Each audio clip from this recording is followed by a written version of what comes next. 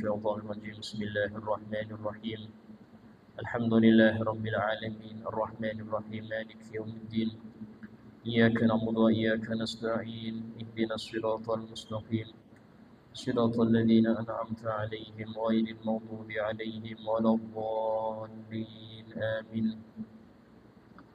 السلام عليكم ورحمة الله وبركاته. بسم الله الرحمن الرحيم الحمد لله رب العالمين وبه نستعين على أمور الدنيا والدين أشهد أن لا إله إلا الله وحده لا شريك له وأشهد أن سيدنا محمدا عبده ورسوله لا نبي بعده اللهم صل وسلم وبارك وكرم وعظم ومجد على حبيبنا وشفينا وقرة أعيننا محمد وعلى آله وصحبه أجمعين سبحانك لا علم لنا إلا ما علمتنا إنك أنت العليم الحكيم رب اشرح لي صدري ويسر لي أمري واحلل عقدة من لساني يفقه قولي بجاه النبي وآله. قال الله تعالى وقل رب زدني علما وقال رسول الله صلى الله عليه وسلم طلب العلم فريضة على كل مسلم. Alhamdulillah, segala puji bagi Allah Subhanahu wa taala yang telah memuliakan kita dengan Nabi Muhammad sallallahu alaihi wasallam, seorang nabi yang membawa untuk kita syariat yang sangat-sangat mulia, syariat yang menjadikan manusia mendapatkan derajat yang tinggi di sisi Allah taala kalau mengamalkannya. Syariat yang bisa menjadi pelita di dalam kegelapan yang dilalui oleh manusia. Syariat yang disebutkan oleh Nabi Muhammad SAW sebagai penyelamat untuk orang-orang di akhir zaman. Sehingga Nabi SAW bersabda, Inni tarikun fikum lan tadillu ma in tamassaktum bihima.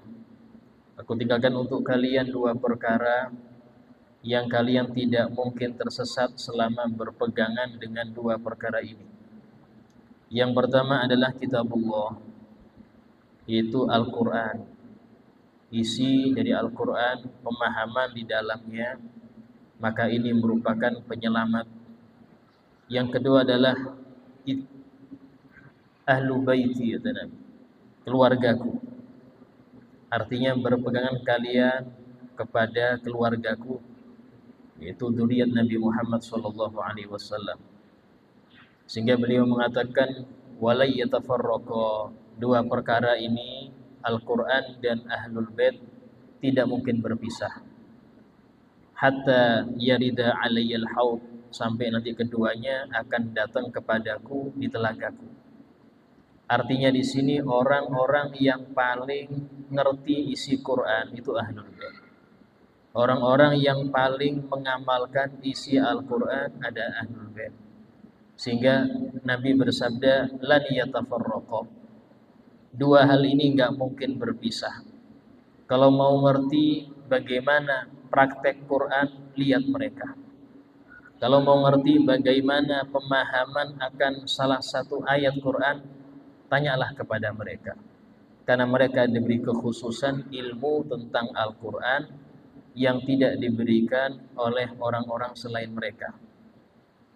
Walhamdulillah, karena kita sudah dekat daripada bulan Ramadan, maka alangkah baiknya kita membahas tentang hal-hal yang berkaitan dengan Ramadan, khususnya puasa, agar kita mendapati bulan Ramadan, mengerjakan puasa Ramadan dalam keadaan berilmu, dalam keadaan sudah paham apa saja rukunnya, apa saja yang membatalkannya, apa saja syaratnya, sehingga kita bisa melaksanakan puasa ini dengan benar-benar sah di sisi Allah dan sah di sisi Rasulullah. Dikatakan wa'lamu ma'asyiral ikhwan yassarakumullah wa iyyakum bil yusra wa jannamahu usra wa ghafirna fil akhirah wal ula. Anna syahra Ramadan syahrun 'azimul qadr wal manzilah 'inda Allah wa 'inda rasulih. wa huwa sayyidus syuhur faradha siyamahu 'alal muslimin wa katabahu 'alaihim faqala ta'ala ya ayyuhalladzina amanu kutiba 'alaikumus shiyam kama kutiba 'alal ladzina min qablikum la'allakum tattaqun. Ketahuilah ma'asyiral muslimin bahwasanya bulan Ramadan adalah bulan yang sangat agung kedudukannya, yang sangat tinggi derajatnya di sisi Allah dan di sisi Rasulnya.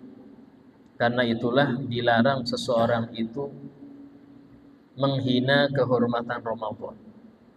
Dilarang bagi siapapun untuk menghina atau meremehkan kehormatan Ramadan.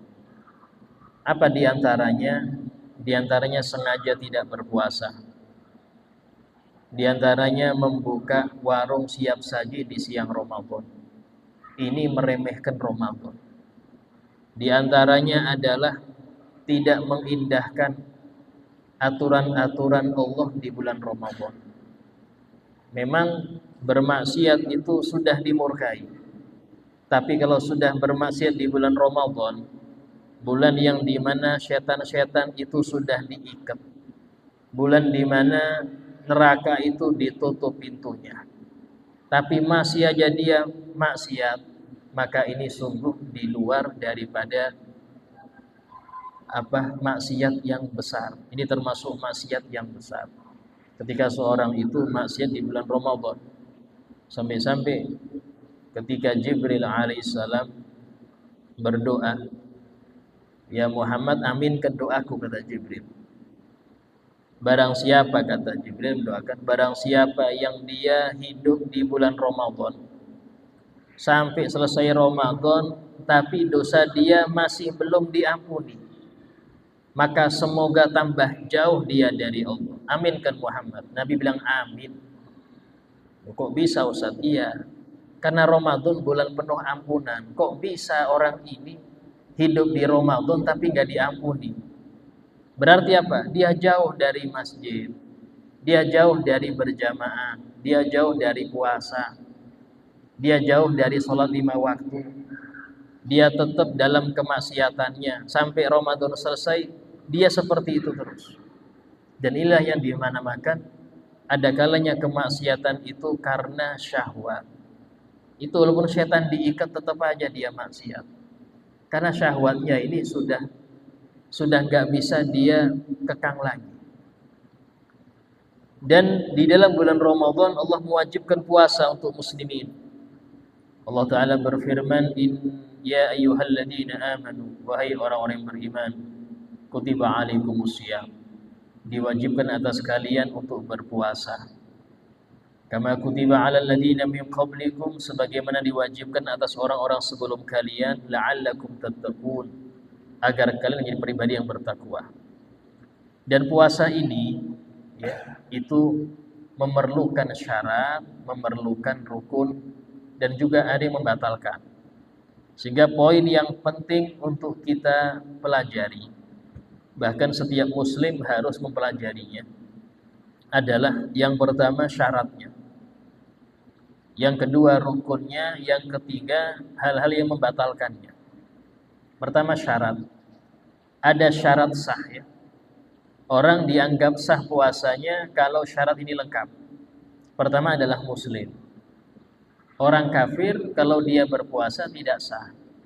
Kenapa? Karena syaratnya niat itu harus Islamnya yang berniat. Dan tetapi tetap di akhirat orang kafir selain dia kekal di neraka, dia juga disiksa karena nggak puasa. Dia juga disiksa karena nggak sholat. Karena kewajiban Allah Ta'ala bukan cuma untuk yang muslim. Semua hamba Allah, semua manusia dan jin diciptakan untuk ibadah. Mau itu yang muslim gak muslim, untuk ibadah kepada Allah. Itu intinya sudah. Itu intinya. Tapi ketika ada yang melanggar aturan itu, maka dia di neraka. Ketika dia belum bertobat sampai wafat tetap dalam keadaan kafirnya, maka dia kekal di neraka. Ketika dia itu minum khamr, ada siksaan minum khamr. Ketika dia itu berzina, ada siksaan karena berzina, walaupun di agama dia dibolehkan. Ketika dia itu tidak sholat ada siksa karena nggak sholat. Kenapa? Karena hukum Allah berlaku untuk siapapun, berlaku untuk semua hambanya, untuk semua ciptaannya, artinya manusia dan jin. Kemudian yang kedua, syarat sah puasa adalah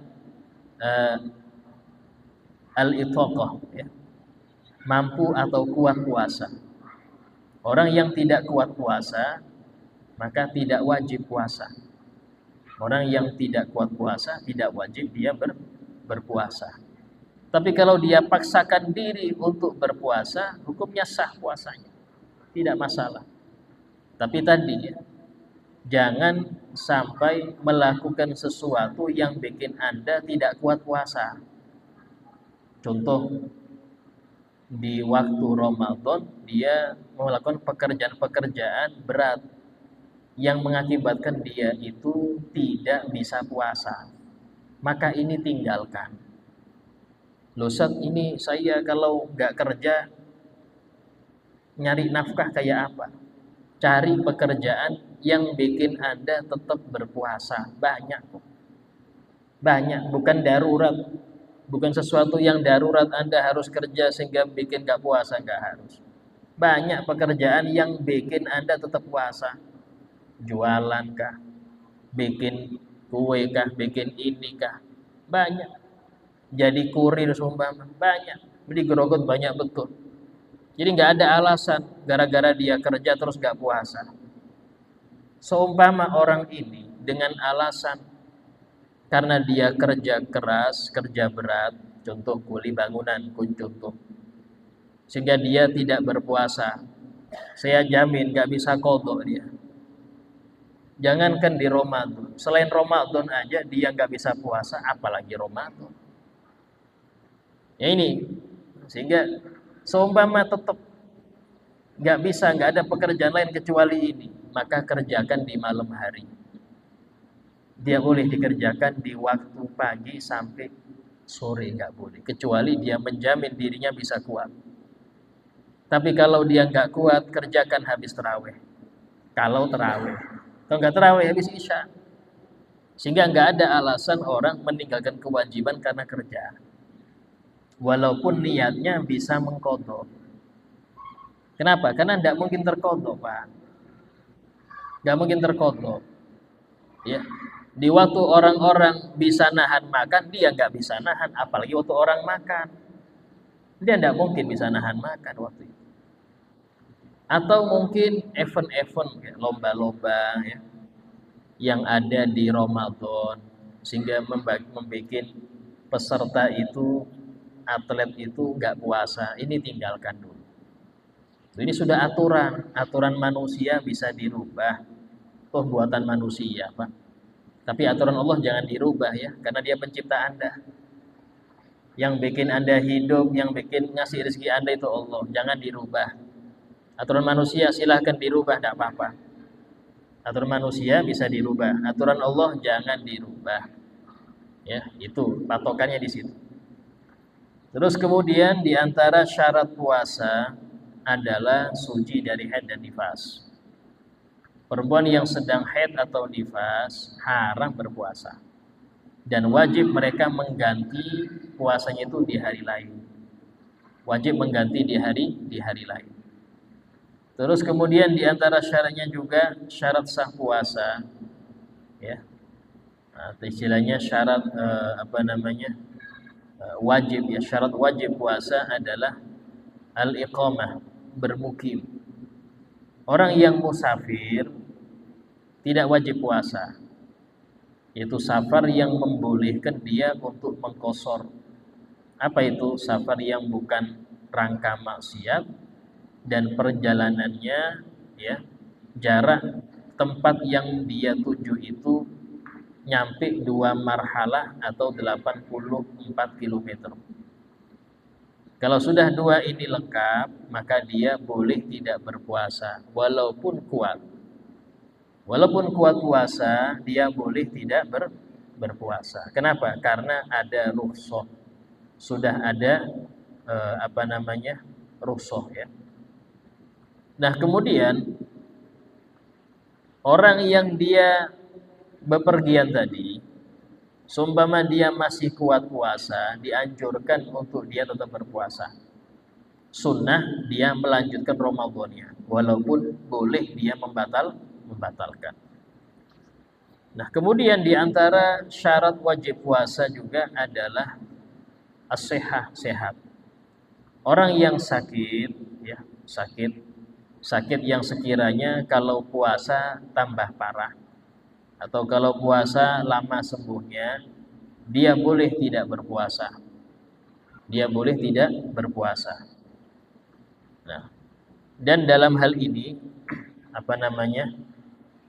Orang-orang yang boleh tidak berpuasa, maka dia wajib mengganti berpuasa itu di hari selain Ramadan. Wajib mengqadha. Ya, jadi orang yang tidak berpuasa Ramadan karena memang dia diizinkan untuk nggak berpuasa, maka dia berkewajiban mengqadha. Ada selain qadha namanya fidyah. Nah, fidyah ini hanya untuk 2 orang. Pertama, orang yang sudah tua renta, sudah umur 90, umur 100, gak kuat berpuasa Ramadan, apalagi suruh qadha, Pak, puasanya gak kuat. Maka dia yang seperti ini boleh gak puasa dan diganti dengan fidyah. Atau orang sakit yang divonis dokter tidak mungkin sembuh, ya, dan dia bertergantungan dengan obat, tiap 4 jam harus minum obat, ini nggak bisa puasa ya, dan nggak bisa qadha. Kapan qadhanya? Tiap 4 jam dia harus minum obat. Maka orang yang demikian boleh dia nggak puasa Ramadan dan diganti dengan fidyah. Ya, 2 orang ini aja yang bayar fidyah saja. Selain 2 ini, antara 2, kalau tidak qadha saja atau qadha plus fidyah. Qadha dan fidyah. Nah, orang yang qadha dan fidyah itu siapa, Ustaz? Orang yang bayar qadha dan fidyah ada 2 orang. Yang pertama, orang yang perempuan yang sedang hamil atau menyusui. Dan dia ini kuat puasa. Dia kuat, tapi khawatir bayinya. Ustaz, saya ini kuat puasa, tapi saya khawatir janin saya nggak sehat. Ustaz, saya ini kuat puasa, tapi saya khawatir ASI saya nggak keluar. Maka untuk 2 orang ini boleh tidak berpuasa, tapi bayar qadha dan bayar fidyah. Hati-hati, pahami benar. Bayar qadha dan fidyah, bukan fidyah saja. Ya, ini sebagian perempuan nggak mau qadha, fidyah saja. Dosa, karena dia punya utang di sisi Allah. Qadha dan fidyah. Kalau perempuan itu nggak kuat, Ustaz, karena hamil nggak kuat puasa, ya cukup qadha, nggak perlu fidyah. Karena dia nggak kuat, cukup qadha saja. Sama dengan yang lain. Ya. Yang kedua, orang yang wajib qadha dan fidyah itu siapa lagi? Yaitu orang yang dia punya hutang puasa tahun lalu. 2023 punya hutang puasa. Sampai 2024 gak dibayar. Belum dibayar. 11 bulan kasih kesempatan, hutang dia 10 hari belum dibayar. Atau dibayar tapi masih ada sisa. Contoh dibayar 5, sisa 5. Maka 5 ini wajib diqadha dan wajib fidyah. Ada sanksi karena dia meremehkan qadha. Ada sanksi. Dia wajib qadha 5 hari dan fidyah 5 kali. Kenapa? Karena perharinya fidyah 1. Ya.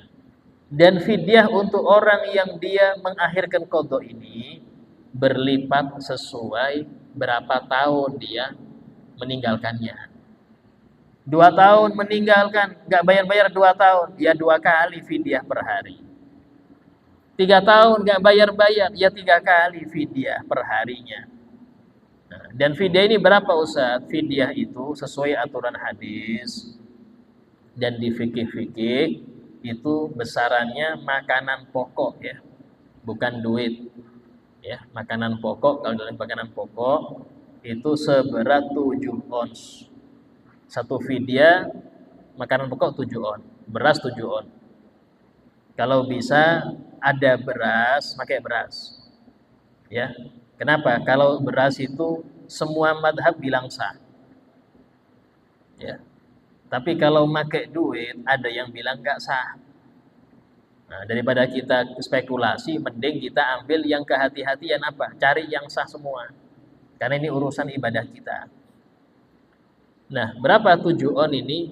Ya, 7 on ini kali ke berapa dia? Kalau 5 hutang berarti 5 kali. 5 kali 7, 3,5 kilo. Serahkan khusus ke fakir miskin. Ya, fakir miskin. Untuk orang yang tadi tua renta juga sama. Tua renta dia nggak mampu kodok, pasti langsung fidyah saja. 30 hari kali 7 on, ketemu 21 kilo. Serahkan ke satu orang nggak apa-apa, asal fakir miskin. Ya, serahkan satu orang nggak apa-apa.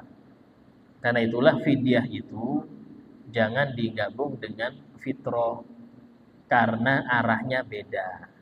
Kalau fitrah ke 8 golongan, kalau fidyah ke fakir miskin saja.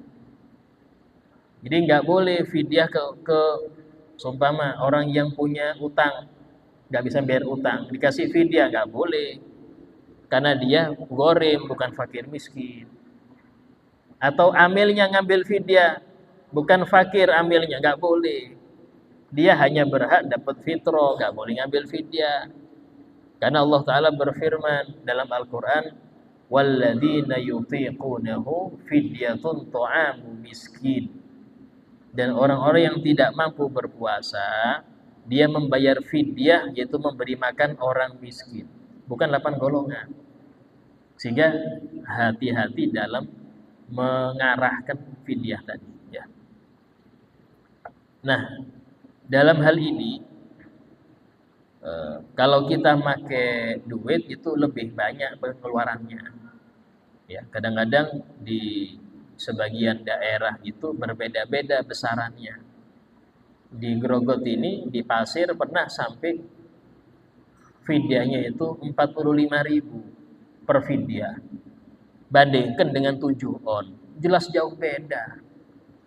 7 on sama 45.000 jauh beda. Anda 7 on ya, per hari anggap punya kakek, nggak mampu puasa sudah. Kalikan 30, 21 kilo. Anggap 1 kilonya ini 15.000. Nggak sampai, paling 600.000 aja. Jadi 15 kali berapa itu? Kali 30. Sedikit aja, nggak banyak. Nah, bandingkan dengan yang 45.000 kalikan 30. Bisa 1 juta lebih. Iya kalau cuma punya kakek, pas punya nenek ya apalagi. Hanya dia nggak mau bayar karena merasa nggak mampu. Padahal dia mampu kalau pakai yang 7 on. Siapa yang nanggung dosa? Yang nanggung dosa yang memberi keputusan. Kok bisa 7 on nyambung ke 45.000 dari mana? Ini menyulitkan muslimin katanya. Ya, orang yang mampu bayar fidyah jadi nggak bayar gara-gara lihat besarannya sekian. Kalau pakai 7 on aman, sudah sesuai dengan hadis, dia selamat, bisa bayar. Ya. Sehingga kembali kepada aturan baku, yaitu aturan kitab. Ya, itu yang penting di situ. Nah, kemudian orang-orang yang batal puasanya karena dia boleh untuk membatalkan, ini silahkan makan minum. Silahkan dia bikin kopi, silahkan. Kenapa? Karena diizinkan oleh syariat untuk nggak puasa. Tapi orang-orang yang tidak termasuk dibolehkan batal, bukan sakit, bukan musafir, bukan orang tua renta, bukan ibu menyusui atau hamil, bukan. Tapi dia batal puasanya, wajib nahan makan minum sampai maghrib. Nah, ini hati-hati. Ya, jangan mentang-mentang lupa niat di malam hari, nah bikin kopi pagi-pagi. Haram, dosa lagi dia. Jangan mentang-mentang dia kehujanan, tahu-tahu air masuk ke telinganya, ke hidungnya. Oh, batal saya ini Ustaz, bikin mie goreng aja. Haram dia. Kenapa? Karena Ramadan. Dia termasuk orang yang nggak boleh batal. Terus kalau batal, wajib imsak. Apa itu? Nahan makan minum. Semua, bukannya minum, makan minum, hubungan suami istri, nggak boleh semua itu. Sampai adzan maghrib. Kenapa? Karena dia bukan orang yang boleh berbuka. Nah, siapa saja Ustaz? Contoh ya, orang yang lupa niat di malam hari. Karena syaratnya niat puasa wajib itu harus dimalamkan. Nggak boleh pas adzan subuh niat, batal. Yang kedua, orang yang dia menyangka masih malam. Tahu-tahu minum. Tahu habis minum ada komat di sebelah. Berarti sudah selesai. Sudah adzan subuh dari tadi. Batal puasanya. Atau orang yang dia menyangka sudah maghrib. Ya, dia mau mengamalkan bercepat-cepat dalam berbuka. Ada suara adzan, tahu-tahu ringtone HP. Kurang setengah jam lagi adzan maghrib. Ada telepon di ton HP, suara adzan, langsung minum dia. Bismillahirrahmanirrahim. Tahu-tahu kurang setengah jam lagi. Batal puasa dia dan nggak boleh diteruskan. Walaupun kurang 5 menit, walaupun kurang 5 menit, wajib dia nahan sampai adzan benar. Nah, dan masih banyak ya hal-hal yang menyebabkan orang itu batal, tapi dia nggak termasuk yang boleh batal. Maka harus nahan makan minum sampai maghrib ya. Itu aturannya sudah. Ini khusus Ramadan.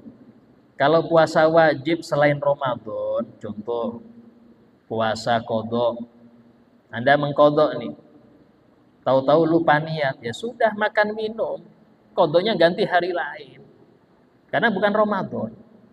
Atau Anda puasa nadar, saya bernadar, kalau ibu saya sembuh, saya akan berpuasa besoknya 3 hari.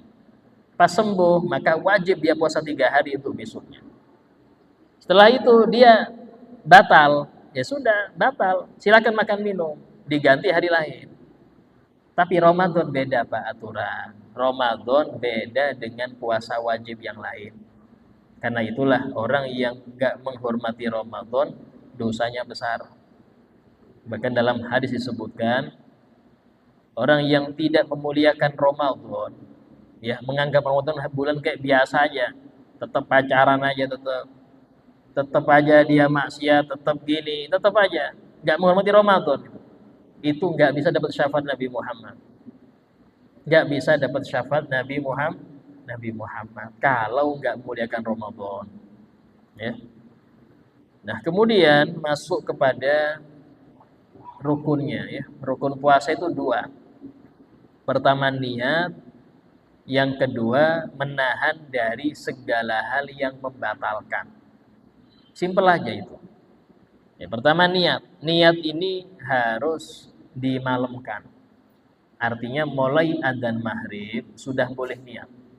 Dan nggak masalah makan minum setelah niat, nggak batal niatnya.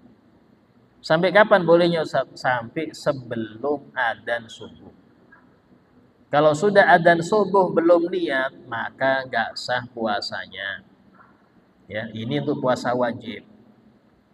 Karena itulah Ramadan itu setiap hari harus niat. Tidak cukup niat di awal bulan. Saya niat puasa sebulan penuh, itu tidak cukup. Hanya sah untuk hari pertama saja. Hari kedua harus niat lagi sebelum malamnya.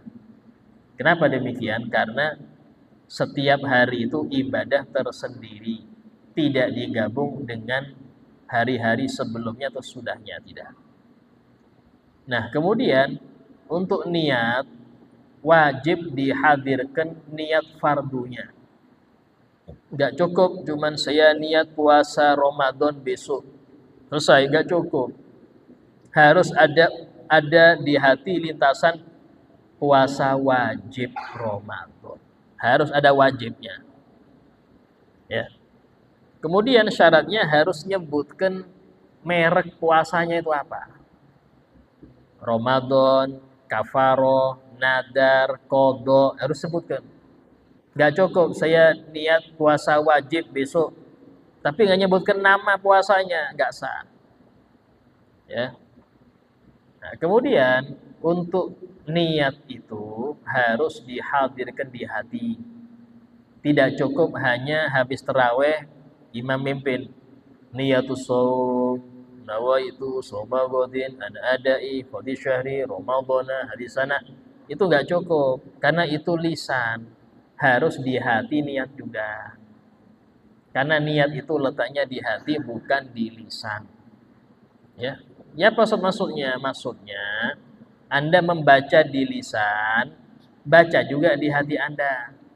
Dengan syarat Anda ngerti maksudnya.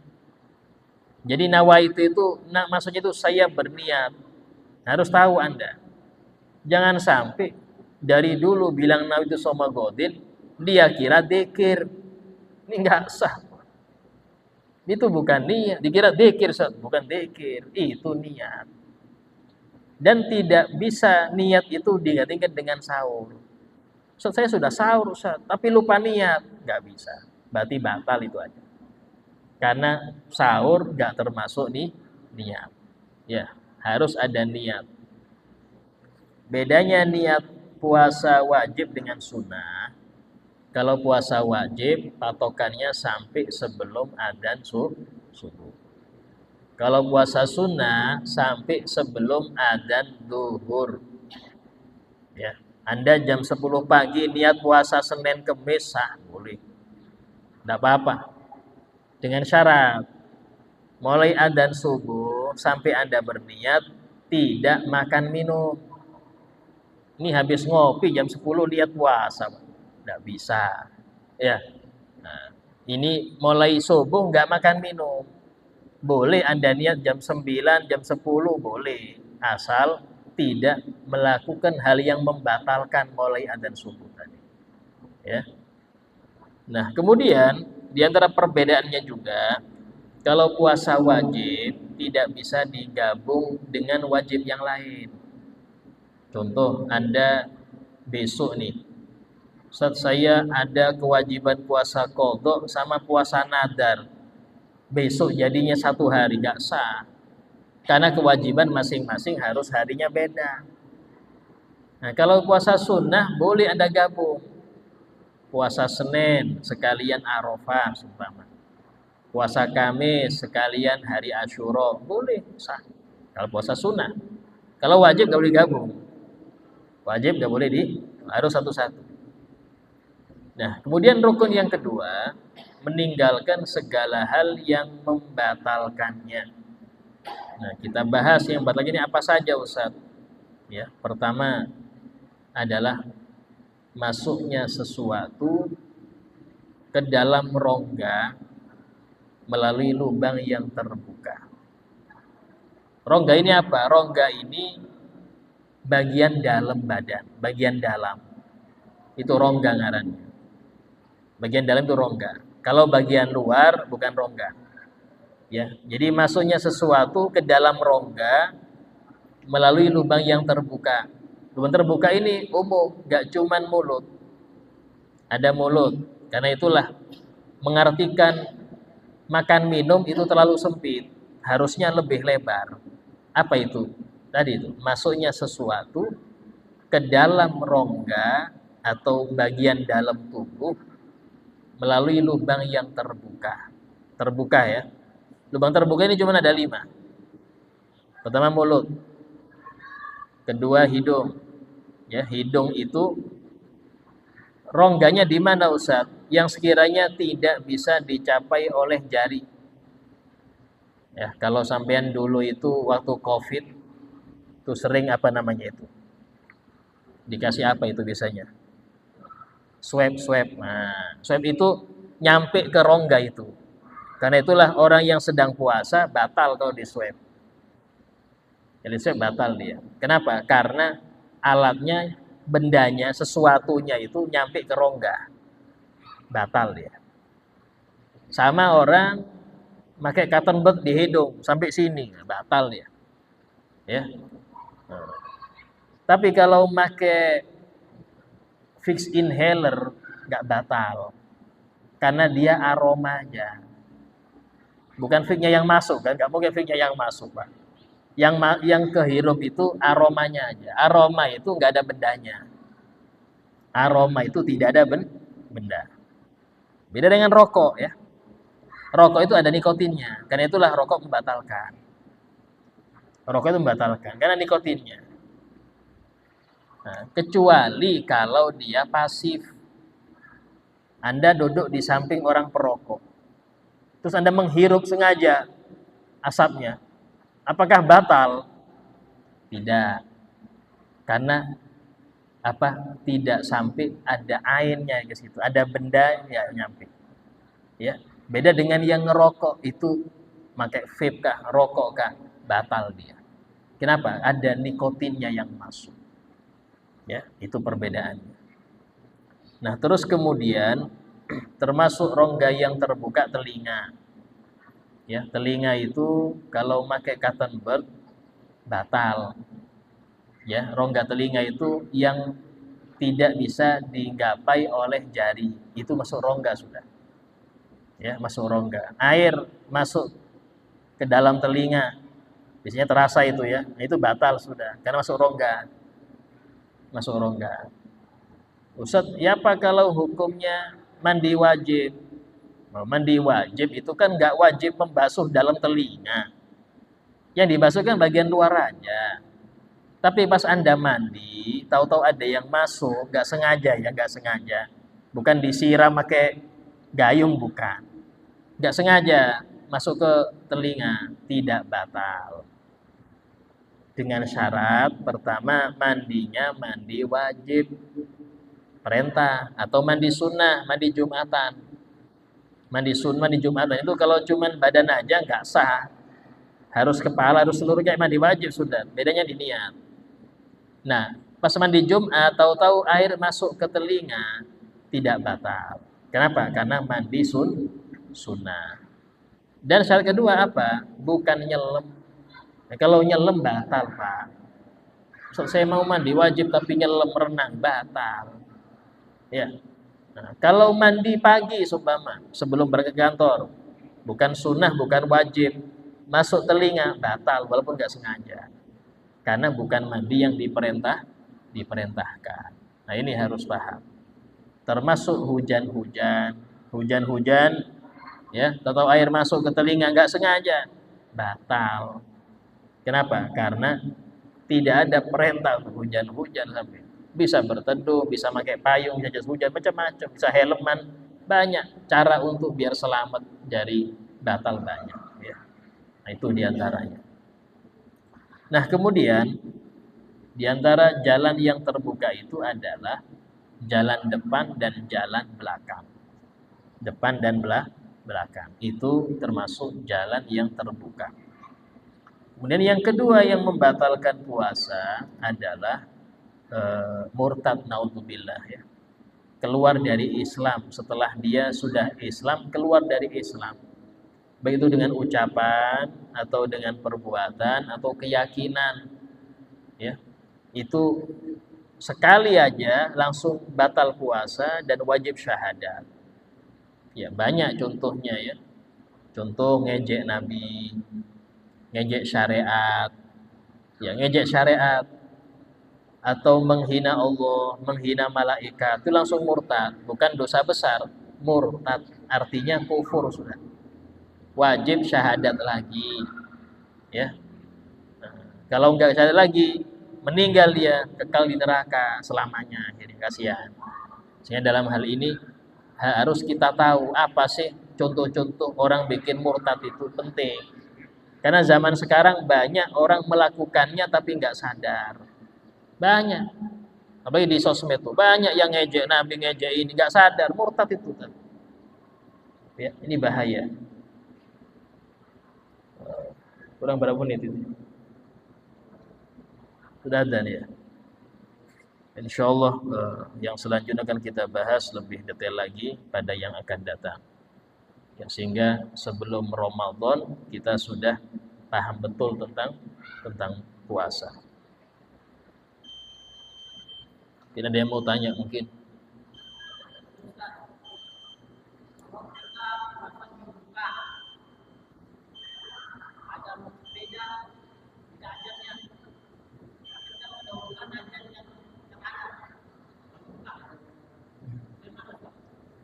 Oh iya, termasuk daripada kewajiban pemerintah ya, daerah itu menyamakan waktu sholat dan waktu puasa.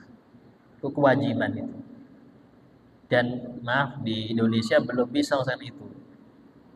Termasuk kewajiban itu menyamakan waktu sholat, waktu puasa itu wajib harus sama. Kenapa? Karena yang punya power mereka, pemerintah yang punya power harus disamakan. Nah, kalau seumpama nggak bisa Ustaz, ini beda terus ini. Ambil yang hati-hati. Apa itu? Yang terakhir untuk keselamatan puasa Anda. Tidak apa-apa kita tidak bisa menjalankan sunnah mempercepat berbuka. Kenapa? Karena masih remeng-remeng. Sunnah memang kalau ada langsung berbuka sunnah. Kalau dipastikan. Masalahnya ini belum pasti. Belum yakin. Ini betulkah sudah terbenam matahari ini? Masalahnya yang sini belum, yang sana sudah. Nah, yang sini ambil yang kehati-hatian. Apa itu? Yang lambat. Kalau subuh kebalikannya. Subuh ambil yang cepat. Yang adzan duluan ambil itu. Artinya jangan Anda minum walaupun waktu yang Anda pakai belum adzan, tapi yang sana adzan, pakai itu. Untuk kehati-hatian. Jadi kalau subuh kita milih yang paling cepat, kalau maghrib kita milih yang paling lambat. Beda kalau masjid itu kosong, gak ada yang adzan, jangan dipakai, Pak. Ini maksudnya waktunya itu. Karena itulah wajib pemerintah itu mengatur waktu sholat. Sehingga tidak sampai ada perbedaan. Walau barang 2 menit, 3 menit, walau. Karena belum adzan sudah minum, batal. Menurut waktu saya, dari mana waktu saya? Patokannya harus jelas. Aslinya untuk jam itu, opsi kedua setelah melihat matahari terbenam. Ya, opsi kedua itu. Tapi kita karena malas lihat terbenam matahari langsung pakai jam aja. Dan itu harus ada penentu. Siapa? Yang berwenang. Yang berwenang harus menentukan. Sehingga tidak sampai ada kericuhan. Ya. InsyaAllah yang akan datang kita bahas lebih detail tentang masalah puasa insyaAllah. Al-Fatihah. Bismillahirrahmanirrahim. Fi-dzunub, yasrul-uyub, yasrul-kurub, tahirul qulub. الأحوال والأكوال والأفعال بجاه مولى بلال سيدنا محمد صلى الله عليه وسلم. الفاتحة. بسم الله الرحمن الرحيم. الحمد لله رب العالمين الرحمن الرحيم مالك يوم الدين إياك نعبد وإياك نستعين اهدنا الصراط المستقيم صراط الذين أنعمت عليهم غير المغضوب عليهم ولا الضالين آمين. بسم الله الرحمن الرحيم الحمد لله رب العالمين اللهم صل وسلم على سيدنا محمد وعلى آله وصحبه أجمعين. ربنا انفعنا بما علمتنا رب علمنا الذي ينفعنا رب فقهنا وفقه أهلنا وقراباتنا في ديننا رب وفقنا وفقهم لما ترتضي قولا وفعلا كرما وارزق الكل حلالا دائما وأخل أبياء لما نهضى بالخير وفا كل شر. ربنا واصلح لنا كل شؤون وقر بالرضا بك العيون وقضي عنا ربنا كل الديون قبل أن تأتينا رسل المنون. ربنا آتنا في الدنيا حسنة وفي الآخرة حسنة وقنا عذاب النار. وصلى الله على سيدنا محمد وعلى آله وصحبه وسلم والحمد لله رب العالمين. السلام عليكم ورحمة الله وبركاته.